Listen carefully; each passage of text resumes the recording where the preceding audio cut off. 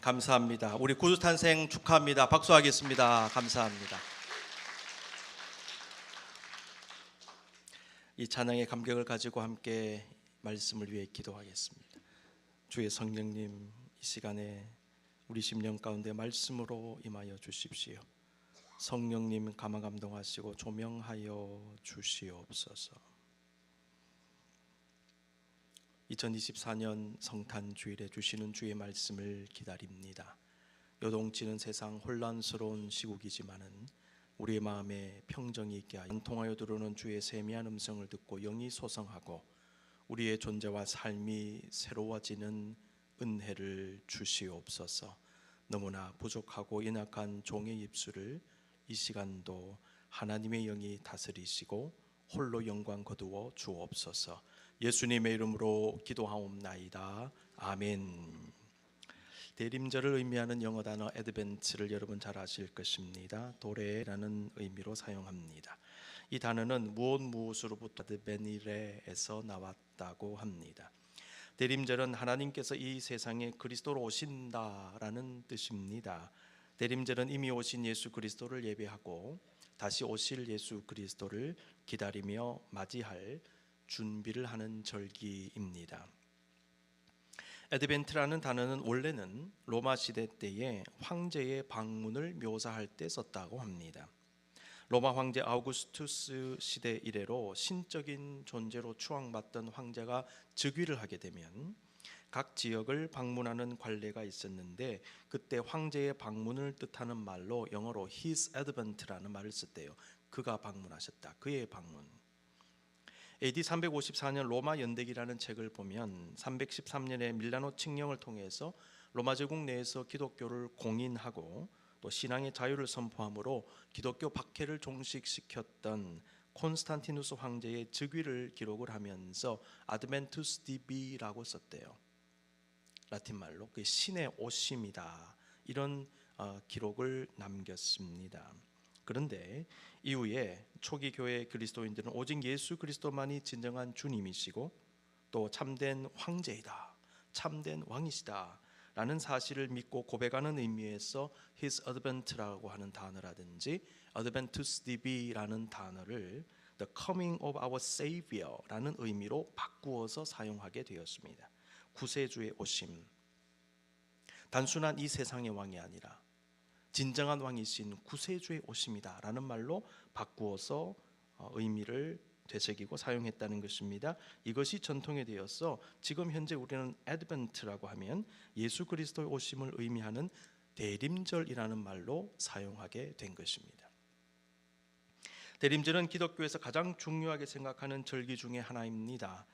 우리를 구원하러 오신 예수 그리스도의 탄생을 축하하고 예배함과 함께 심판주요 구원주로 다시 오실 예수 그리스도를 기다리며 소망하는 절기가 바로 대림절입니다.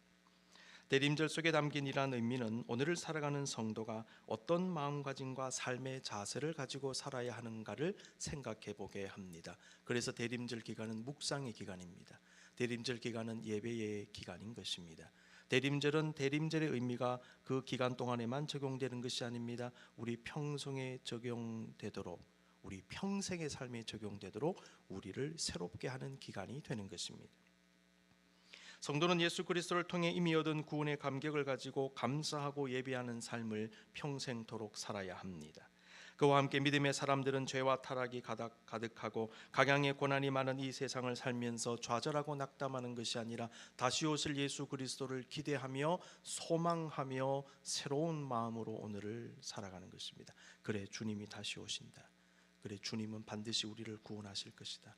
다시 오실 주님은 우리를 새롭게 하실 것이다. 내가 비록 인생이 힘들고 삶의 고난이 있고 수많은 환난과 어려움이 있고 세상은 복잡하게 돌아가지만 주님은 다시 오신다. 여기에서 소망이 나오게 된다는 것이죠. 더 나아가 장차 이 땅에 마칠 예수 그리스도 앞에 순전하고 정결한 모습으로 서기 위하여 매 순간 영적으로 각성하고 준비하는 믿음의 삶을 살아야 할 것입니다. 우리가 해마다 대림절을 지낼 때에 이 사실들을 반드시 기억하고 실천할 수 있도록 노력해야 합니다. 자, 이러한 대림절의 신학적인, 목회적인, 영적인 의미를 생각하면서 오늘 본문을 한번 묵상해 보십시다. 누가복음 21장 34절에서 종말의 때를 분별하며 살아가는 주의 백성들에게 스스로 조심해야 된다라고 말씀하신 주님, 오늘 본문에서 항상 기도하며 깨어 있으라고 하셨습니다. 누가복음 21장 36절 말씀 다 같이 보겠습니다. 시작. 이러므로 너희는 장차 올 이 모든 일을 능히 피하고 인자 앞에 서도록 항상 기도하며 깨어 있으라 하시니라. 깨어 있으라라는 말씀, 영적 각성의 의미를 가지고 있습니다. 예수님은 오늘 본문 34절에서 스스로 조심하라고 하셨는데요, 스스로 조심하는 것과 영적으로 깨어 있는 것은 서로 긴밀하게 연결이 됩니다. 깨어 있음, 조심함, 조심함, 깨어 있음. 영이 깨어 있는 성도는 언제나 믿음을 지키고 성도로서의 마음의 중심을 지킵니다. 조심합니다. 영적으로 깨어 있는 성도는 죄와 악에 물들지 않기 위해 애씁니다. 마음이 흐려지고 판단과 분별력을 잃지 않기 위해 주님의 도움을 구하는 것입니다. 그래서 말도 조심하고 행동도 조심하고 판단도 조심합니다. 처신을 언제나 조심합니다. 잘못된 처신이 문제를 일으키기 때문입니다. 그래서 그런 지킴을 실천하는 성도는 기도합니다. 지난 추수감사 주일에도 나누었듯이 쉬지 않고 기도한다는 것은 매 순간 하나님을 생각하는 것, 법으로 주님께 기도하는 것을 의미합니다. 예수님은 항상 기도하며 깨어 있으라고 하시면서 기도와 깨어 있음, 영적 각성의 관계를 알게 하셨습니다. 스스로 조심하는 것, 영적으로 깨어 있는 것, 기도하는 것, 이 세 가지는 서로 긴밀히 연결됩니다. 우리가 어떻게 영적으로 깨어 있을 수, 그냥 내버려 두면 죄로 치우쳐지게 됩니다. 나태와 게으름에 빠지게 됩니다. 여러분 자신을 너무 믿지 마세요. 여러분의 생각을 믿지 마시고요, 여러분의 감정을 믿지 마시고요, 여러분의 내면의 충동을 너무 믿지 마세요. 잘못되기 쉬워요. 이걸 바로 잡아줘야 됩니다. 무엇으로 바로 잡습니까? 기도로 바로 잡습니다. 내가 좀 무너진다 싶을 때, 이상한 생각이 든다 싶을 때, 번잡하다 싶을 때는 기도하셔야 됩니다. 기도가 바로 잡아줍니다. 영적으로 각성하는 사람 기도합니다. 기도로 각성할 수 있습니다. 그 결과는 영적인 승리입니다. 그래서 항상 기도하며 깨어 있으라. 그러면 살 것이다 라는 말씀입니다. 예수님은 항상 기도하고 깨어 있어야 하는 이유를 말씀하셨습니다. 36절, 이러므로 너희는 장차 올 이 모든 일을 능히 피하고 인자 앞에 서도록. 영적으로 깨어 기도하지 못하면 이 모든 일을 능히 피하지 못할 것이다. 이 모든 일이 뭘까요? 한마디로 얘기하면 심판입니다. 영이 깨어 기도하는 사람은 심판을 면하게 될 것이다. 두 번째, 인자 앞에 서도록, 예수님 앞에 서도록인데 어떻게 섭니까? 심판주요 구원주로 오시는 주님, 영광의 주로 오시는 주님, 그 앞에 너희가 서게 될 것인데 지옥 갈 인생으로 설 것이냐, 천국 갈 인생으로 설 것이냐. 인자 앞에 선다는 말은 구원받은 백성으로 설 것이다, 그 말입니다. 이러므로 깨어 기도함으로 너희는 장차 올 이 모든 일을 능히 피할 것이다. 심판에 이르지 아니할 것이다. 주님 앞에 구원받은 백성으로 당당하게 서게 될 것이다. 종말에 다시 오실 예수님 앞에 구원받은 백성으로 당당히 서는 것이야말로 우리가 얻어야 할 진정한 최후의 승리의 모습입니다. 세상에서 아무리 큰 권력을 가지고 수많은 부귀의 영화를 가지고 억만금을 가지고 누린다 할지라도 마지막에 주님 앞에 섰을 때에 구원받은 백성으로 서지 못한다면 그 인생은 실패하는 인생입니다. 여러분, 무엇이 승리하는 인생입니까? 마지막에 주님 앞에 구원받은 백성으로 서는 때 그것이 바로 승리하는 인생이 되는 것입니다. 여러분, 인생의 승리의 정의를 분명히 내리셔야 됩니다. 어떤 인생, 어떻게 승리하는 인생을 살 것인가? 나의 마지막은 어떠할 것인가? 이러한 궁극적인 영적 승리를 위하여 주님 기다리면서 오늘의 믿음의 삶에 최선을 다해야 되는 것이 성도의 삶이 되는 것입니다.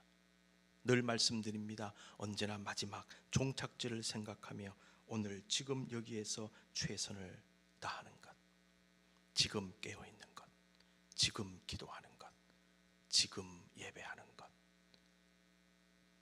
지금은 마지막과 반드시 연결이 됩니다. 마지막은 마지막이고 지금은 지금이 아니라 지금은요 마지막과 연결이 돼요. 지금 이 모습이 마지막 그때의 그 모습으로 가야 합니다. 근데 많은 이들이 여기에서 벗어나 마지막은 엉뚱한 모습으로 설 수도 있어요. 이걸 조심해야 됩니다. 복음서를 보시면 아기 예수의 탄생 전과 후에 사람들이 보인 다양한 모습들, 반응들이 나오고 있습니다. 그 당시 많은 유대인들이 메시아를 기다리고 있었지만은 예수님의 육신의 부모와 동방 박사들과 같은 사람들, 그리고 하나님의 은혜로 예수님의 탄생 소식을 알게 된 목자들과 같은 소수의 사람들만이 그 사실을 알고 반응하는 모습을 보였어요. 아울러 헤롯 대왕과 같은 그 당시 실권자들은 유대인의 왕이 태어났다는 이야기를 듣고는 아기 예수를 죽이기 위하여 그 시점을 기준으로 2살부터 그 아래의 아기들을 다 죽이라는 잔혹한 명령을 내리기도 했습니다. 이런 모습 저런 모습이 다 나옵니다. 성경은 이에 대해서 또 한 가지 모습을 기록을 하고 있습니다. 그것은 예수님께서 탄생하실 때까지 깨어 기도하는 모습이었습니다. 그 당시 수많은 사람들이 말로 구원자 메시아를 기다린다고 했지만 대부분의 사람들은 진정으로 깨어 기도하면서 메시아를 기다리지 않았습니다. 그런 상황에서 정작 예수 그리스도께서 나타나셨을 때에는 믿지도 않을 뿐더러 배척하기에 바빴지요. 성경은 그 당시 아주 극소수의 사람들 가운데 메시아 탄생에 관한 예언의 말씀을 굳게 믿고 깨어 기도하는 가운데 분별하면서 주님을 간절히 기다린 사람들이 있었다라고 기록을 하고 있습니다.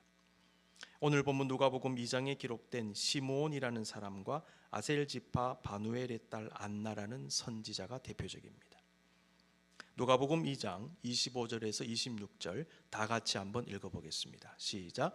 예루살렘에 시몬이라는 사람이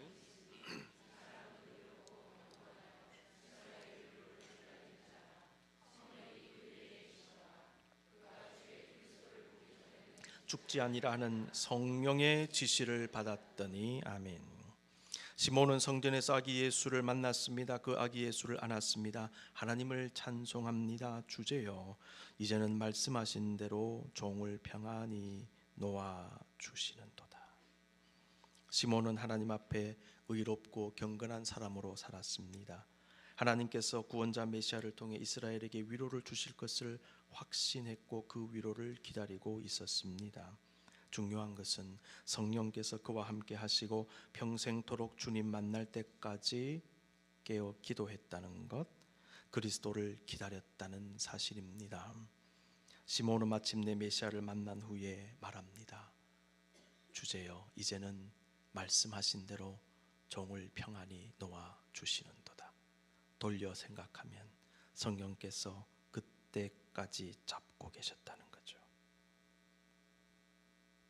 기도 훈련을 받다 보면요, 자기의 기도의 분량이 있음을 깨닫게 됩니다. 근데 이상하게 그 기도 분량을 채우지 않으면 마음이 불안해요. 뭔가 답답하고 찝찝해요. 근데 기도의 분량을 채우면 그렇게 평강이 임하고 감사와 기쁨이 임하는 줄 모릅니다. 아, 성령께서 잡으시는구나. 너 기도해야 되겠다. 너 예배를 드려야 되겠다. 저와 여러분이 다양한 형태로 하나님을 섬기는데 성령께서 붙잡고 계시는 줄로 믿습니다. 좀 힘들 수 있어요. 육신적으로는 몸이 고될 수는 있습니다. 그런데 그때 성령께서 감당할 수 있도록 붙잡아 주십니다. 시므온처럼. 그리고 그 모든 것이 끝났을 때 우리도 고백하게 될 겁니다.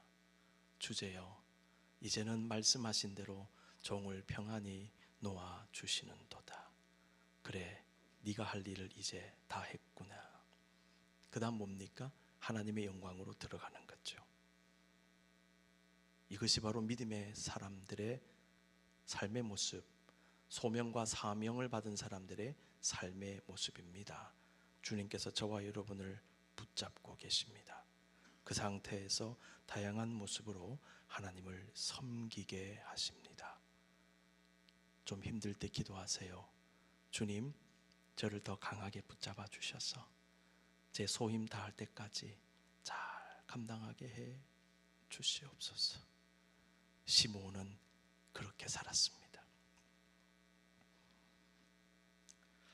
안나라는 선지자 어떠할까요? 2장 36절에서 38절에 보면 또 아셀 지파 바누엘의 딸 안나라는 선지자가 있어 나이가 매우 많았더라. 그가 결혼한 후 7해 동안 남편과 함께 살다가 과부가 되고 84세가 되었더라. 이 사람이 성전을 떠나지 아니하고 주야로 금식하며 기도함으로 섬기더니 마침 이때에 나와서 하나님께 감사하고 예루살렘의 속량을 바라는 모든 사람에게 그에 대하여 말하니라. 아멘. 안나는 남편과 일찍 사별한 사람이었어요. 나이가 84세가 되도록 성전을 떠나지 않고 주야로 금식하면서 깨어 기도하며 메시아를 기다린 기도의 여인이었습니다. 그리고 마침내 예수님 만난 후에 감사하면서 주님을 사람들에게 알리며 말씀을 전하기까지 했습니다.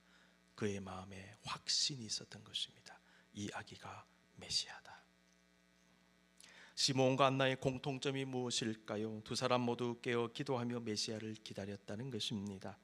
아울러 이들은 그러한 영적 각성과 기도 가운데 메시아를 분별할 수 있었다는 것입니다. 기다림과 분별. 그들은 메시아를 만날 영적 준비가 된 사람들이었습니다. 그들이 생각하지 못한 때에 생각하지 못한 모습으로 만난 아기 예수를 보고서도 조금의 의심도 없이 바로 알아보고 하나님께 감사의 기도를 드린 것입니다. 왜 그랬을까요? 그들은요, 준비된 영성의 사람들이었어요. 언제 어떻게 올지 모르는 주님을 만났을 때, 아, 주님이시다. 확신이 들었던 거예요.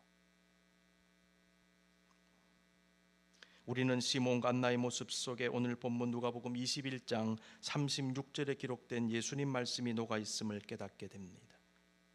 누가복음 2장인데 누가복음 21장의 메시지와 연결이 됨을 저는 발견했습니다. 예수님의 초림의 때에 예수님을 알아본 사람들 항상 기도하며 깨어 있었죠. 오늘 본문 말씀 21장 36절 말씀, 항상 기도하며 깨어 있으라. 초림 때도 기도하며 깨어 있으라. 재림 때도 기도하며 깨어 있으라. 그 기도하며 깨어 있음으로 다시 오실 주님을 기다리고 만나라. 누가복음 2장과 누가복음 21장이 절묘하게 연결됨을 보게 됩니다.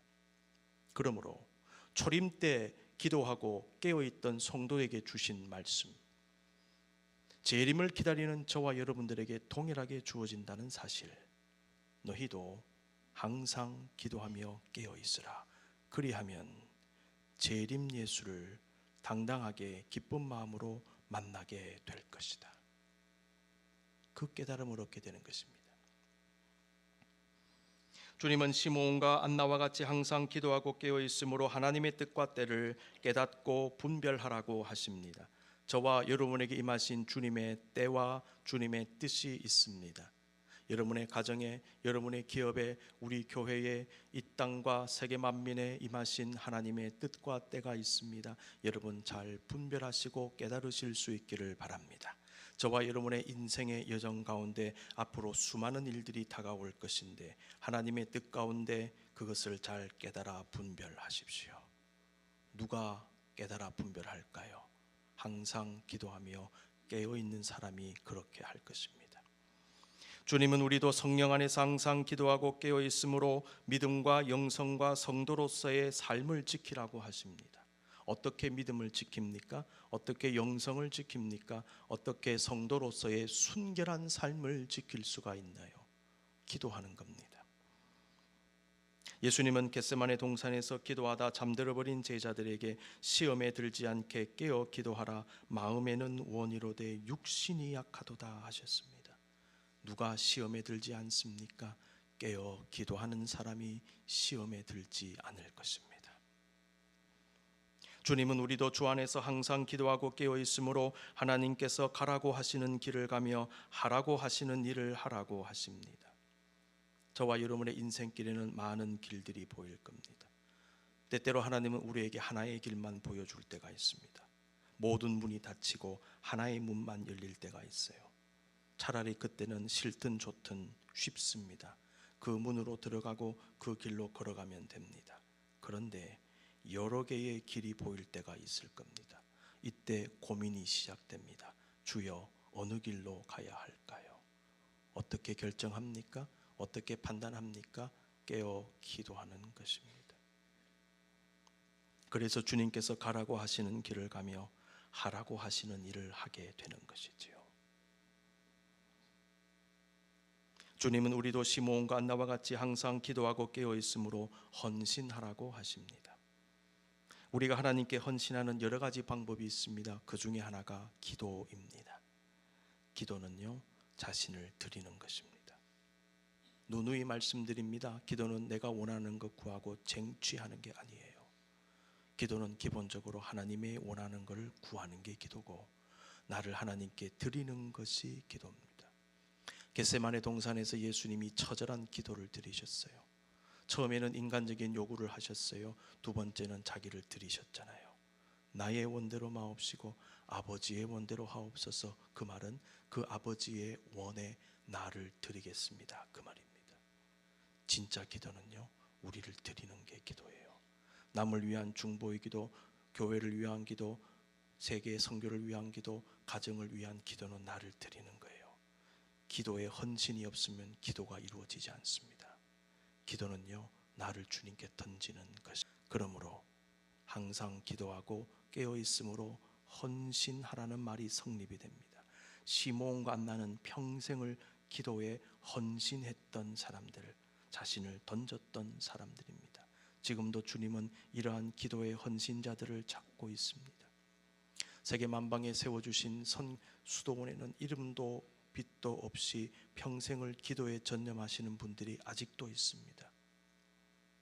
자신의 모든 것을 내려놓고 종신 수도사가 되어 수도원 골방에 들어가 평생을 기도하며 노동하며 거기서 하나님의 뜻을 구하는 사람들이 아직도 많습니다.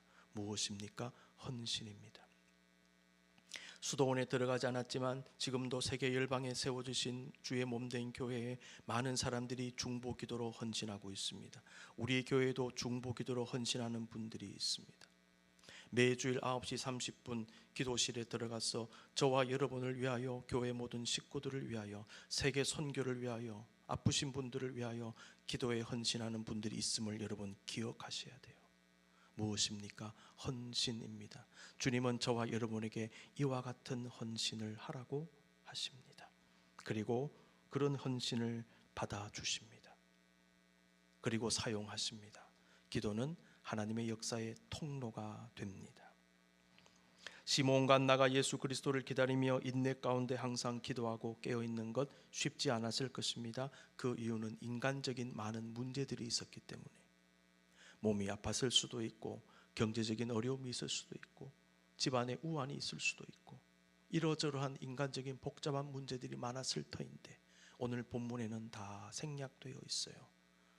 그래서 우리는 본문만 보지 말고 본문 이면에 있는 인간적인 고뇌와 아픔과 고통을 헤아릴 수 있어야 하는 것입니다. 그들이 할 만해서 그렇게 한 게 아니에요. 할 수 없는 상황에서 한 겁니다. 고통 가운데 한 겁니다. 집에 문제가 있어도 그렇게 한 것입니다. 아픔이 있어도 그렇게 한 것입니다. 그 어려움을 뚫고 극복하며 평생을 기도에 헌신했던 시므온과 안나의 삶을 우리는 깊이 묵상할 필요가 있는 것입니다. 그렇게 할 수 있었던 이유가 무엇인가? 주님의 사랑에 매였기 때문에, 두 번째, 성령의 임재 속에 갇혔기 때문에. 그렇구나, 인간적인 힘으로는 불가능했겠구나. 오직 주의 사랑에 매이고 하나님의 성령에 붙잡힌 바 되었기에 그렇게 헌신할 수 있었구나. 오늘날과 같이 죄악과 타락이 온 땅에 가득하고 전쟁을 비롯한 흉흉한 소식들이 끊임없이 들려오며 비상식이 상식이 되어지고 비정상적인 것들이 정상적인 것처럼 둔갑하여 다가오는 이 시대에 믿음의 사람으로 살고 종말 신앙을 가지고 주님의 재림과 하나님 나라를 사모하며 살아가는 우리 자신에게 필요한 것이 무엇인가? 순결하고 순전한 신앙을 지키는 것. 두 번째, 영적으로 주님께 헌신하는 것입니다. 시대가 타락할수록 헌신도가 떨어집니다. 세상이 타락할수록 주를 향해 자신을 내어놓기를 거부합니다. 그리고 철저하게 이기적이 되어지고 자기중심주의로 빠져들어가는 현상이 바로 패악한 시대. 종말이 가까울수록 그러한 시대가 도래할 것이다. 성경은 예언하고 있습니다. 이러한 때에 주님은 우리에게 말씀하십니다. 네가 주의 몸된 교회를 위하여, 하나님 나라와 의를 위하여 너 자신을 헌신할 수 있겠느냐? 너의 삶 속에서 어떤 형태로든 너의 몸을 주님께 드리고 네가 가진 것을 하나님께 드림으로 하나님의 영광을 위하여 쓸 수 있겠느냐? 네가 나를 위하여 예배할 수 있겠느냐? 네가 나를 위하여 기도할 수 있겠느냐? 네가 나의 나라를 위하여 기도로 헌신할 수 있겠느냐? 너의 작은 시간을 들여서 너의 작은 공간을 할애하여서 하나님의 나라와 의를 위하여 너 자신을 드려 네가 네 몸을 드림으로 헌신함으로 깨어 기도할 수 있겠느냐? 세상이 이렇게 혼란하고 타락하고 악해지는데, 법체계가 무너지고 있는데, 질서가 무너지고 있는데, 혼란스러운데 나의 백성들은 살아 깨어 일어나 하나님을 찬양하며 예배하며 기도하기를 내가 원하는데 네가 그렇게 할 수 있겠느냐? 정말 그렇게 할 수 있겠느냐? 주님은 이 성탄의 계절에 우리에게 질문하시는 것 같습니다. 정말 네가 나라를 위하여, 내가 너에게 모든 것을 내어준 것을 기억하며 너도 나를 위하여 헌신할 수 있겠느냐? 여러분, 신앙의 본질 중에 하나는요, 헌신이에요. 내가 예수 그리스도를 믿고 영접하는 것은 나를 주님께 온전히 드리는 것을 의미하는 것입니다. 내가 나의 심령을 비우고 주님을 모시지 않는다면, 그것은 주님을 모신다는 것은 내가 나를 주님께 드렸다는 것이고, 내가 나를 주님께 드렸다는 것은 헌신했다는 것을 의미하는 것입니다. 그렇습니다. 신앙은 헌신입니다. 여러분, 지금 이 시각에 다른 데 세상의 쾌락을 쫓아, 유흥을 쫓아, 기쁨을 쫓아 그 현장 속에 있을 수 있었을 거예요. 그런데 그 모든 것을 절제하고 예배의 자리에 앉아 계신 여러분은 이미 주님께 여러분을 드리신 자가 된 겁니다. 이미 주님은 여러분을 받으셨어요. 우리 평생을 이와 같은 모습으로 살아가십시다. 시대가 갑니다. 혼란은 가중될 겁니다. 이럴 때 주님 우리에게 말씀하십니다. 시므온과 안나처럼 자신을 들여 항상 기도하며 깨어 있으라. 눈을 감겠습니다. 사랑하는 성도 여러분, 시므온과 안나가 고난과 역경을 견디면서 자신을 헌신하며 기도할 수 있었던 이유, 주의 사랑에 온전히 매이고 성령의 임재에 갇힌 바 되었기 때문입니다. 주여, 우리도 주님의 사랑에 매이게 해 주십시오. 우리도 주님의 임재 안에 갇히게 해 주시옵소서. 여러분, 기도하십시오. 우리도 언제 주님이 오셔도 기쁨으로 맞이할 수 있는 성도가 되어지십시다. 우리도 항상 기도하며 깨어 있으며 나의 삶의 현장에서 내 몸을 주님께 온전히 드릴 수 있는 성도, 때를 분별하며 그 때를 기다리며 다시 오실 예수 그리스도를 기쁨으로 맞이할 준비하는 성도, 항상 기도하며 깨어있는 성도가 되어지기를 원합니다. 주여, 이 성탄의 계절에 다짐합니다. 결단합니다. 그러한 모습으로 살게 해 주시옵소서.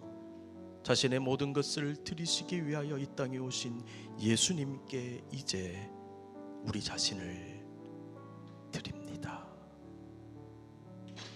잠시 결단하며 기도하겠습니다.